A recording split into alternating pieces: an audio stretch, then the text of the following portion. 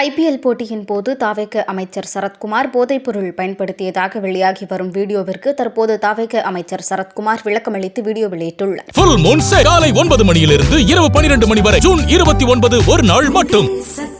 Drug free சொசைட்டியா மாத்தணும்ன்றதுக்காக காலைல ஒரு அவேர்னஸ்க்கு போயிட்டு வந்தேன். அது போயிட்டு வந்ததுக்கு அப்புறம் ஒரு தப்பான ஒரு ரூமர் வந்து கிளப்பிட்டு இருக்காங்க. என்னன்னா, நாங்கள் ஐபிஎல் மேட்ச்சுக்கு ஒரு 2 years பிஃபோர் சம்திங் போயிருந்தோம். பாப்பா பிறந்து கொஞ்ச நாள் கழிச்சு, அது ஒரு 2 years பிஃபோர் இருக்கும், டேட் கூட தெரியல. அந்த டைம்ல ஃபேமிலியோட எல்லாரும், ஃபேமிலி ஃப்ரெண்ட்ஸ் எல்லாருமே போயிருந்தோம். அந்த டைம்ல வந்து என்னன்னா, ஒய்ஃப் வந்து இந்த மாதிரி ஒரு பாப்பா வந்து டேப்லெட் முழுங்க மாட்டா, அதை துப்பிடுறா அப்படின்றதுக்காக ஒரு டேப்லெட்டை வந்து அதை க்ரஷ் பண்ணி அதை இதுக்கு தண்ணியில கலந்து அதை பாப்பாக்கு கொடுக்கணுன்றதுக்காக ஒரு டேப்லெட்டை க்ரஷ் பண்ணி அதை கொடுக்குறோம்.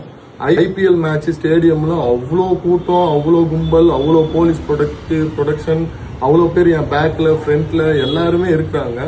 அந்த இருக்கிற டைம்ல பாப்பாவுக்கு ஃபீட் பண்றதுக்கு எங்க வீட்டுல இருந்து கிளம்பி போகும்போது அதை நம்ம க்ரஷ் பண்ணிட்டு இருக்கோம். அதை வந்து க்ரஷ் பண்ற டைம் அதை எடுத்து இப்போ ட்ரக்னு சொல்லிட்டு தப்பான ஒரு வீடியோ வந்து வைரல் பண்ணிட்டு இருக்காங்க. இது ரொம்ப மனசுக்கு கஷ்டமான ஒரு சூழ்நிலையா இருக்கு. ஸோ இந்த மாதிரிலாம் ப்ளீஸ் பண்ணாதீங்க, தயவு செஞ்சு அதை அவாய்ட் பண்ணிக்கோங்க. அது ஐபிஎல் நடக்கிற இடம், அவ்வளோ போலீஸ் ப்ரொடெக்ஷன், அவ்வளோ ஃபேமிலி பீப்புள்ஸ் ஃப்ரெண்ட்ஸில் இதெல்லாம் இருக்காங்க. இது ஈஸியான விஷயம் கிடையாது அதை தப்பாக பேசுறதுக்கு. அதையும் வந்து தப்பாக போட்டுட்டு இருக்காங்க. ஸோ இல்லை என்னாச்சுன்னா, இன்னைக்கு ஐபிஎல் நாங்களாம் தான் போயிருந்தோம். ஸோ குழந்தைக்கு அப்போ வந்து 1.5 years இருக்கும். அப்போது நான் அவளுக்கு ஃபீட் பண்ணிட்டு இருந்தேன். ஸோ அன்றைக்கி வந்து என்னாச்சுன்னா, அவளுக்கு கொஞ்சம் முடியல.